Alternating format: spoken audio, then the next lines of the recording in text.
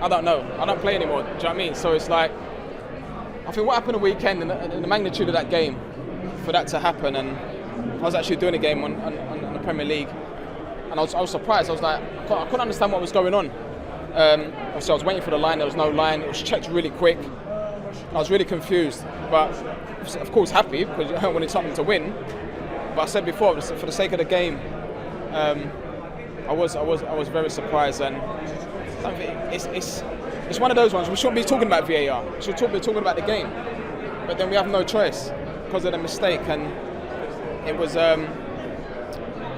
hard to sort of understand it. But from now to the end of the season, that's what we will talk about that game. We won't talk about the fact that Spurs played well and the fact that Liverpool was down to 9 men. We'll just talk about that one defining decision. And of course, yeah, I mean, of course, everybody makes mistakes. You know, we all make mistakes. They just got to keep on making sure they make them less and less. I mean, that's the whole idea.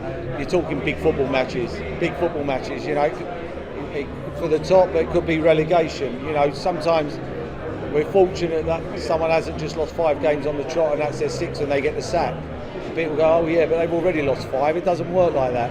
Big football game that was just the other day. Liverpool done amazingly well, like Tottenham have.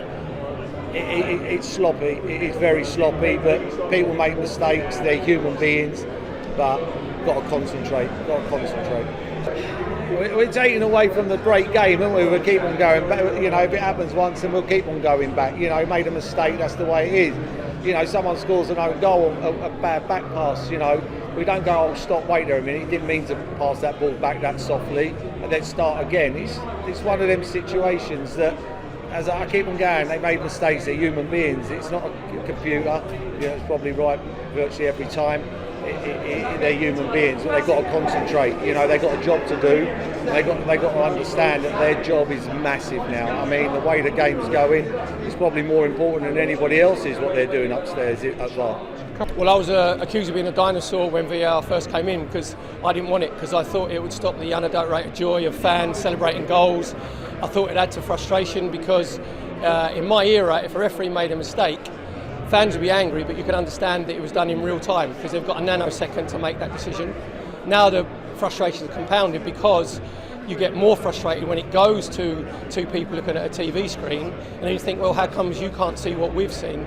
On the human side, I feel a bit sorry for Darren England because everybody makes mistakes when they're at work. He would have known after probably 30 seconds and had that horrible feeling in the pit of his stomach that he realised he made a mistake. But you have got an assistant VAR next to him as well, you know, so that's what they're there for, a little safety net. And I think there's got to be more communication between the on-field referee and the VAR. So Simon Hooper should have said to Darren England, I think these protocols might be brought in by Howard Webb. So is check complete? Does that mean I can award the free kick for offside?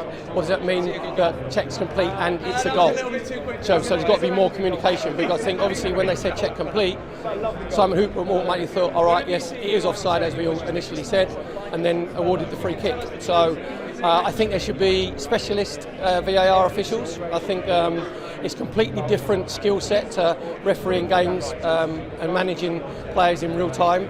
So I wouldn't be surprised if in the future you'll see just specialist VAR officials, whether it's referees that have retired or up and coming young referees, you know, who want to get into the Premier League and all goes on with it. So I'll be amazed if they don't have specialist VARs and keep them in the same team.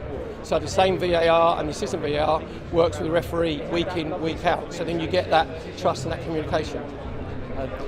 Yeah, I mean, I was amazed when, you know, they just played on and the offside was upheld. So it was a lack of communication, big time, which you can't understand how that happened. But it's not great because it casts a shadow over the game, you know, over VAR especially. Liverpool clearly very upset. You can't blame them, but I think we've just got to suck it and carry on. Really, it's done. It's done now.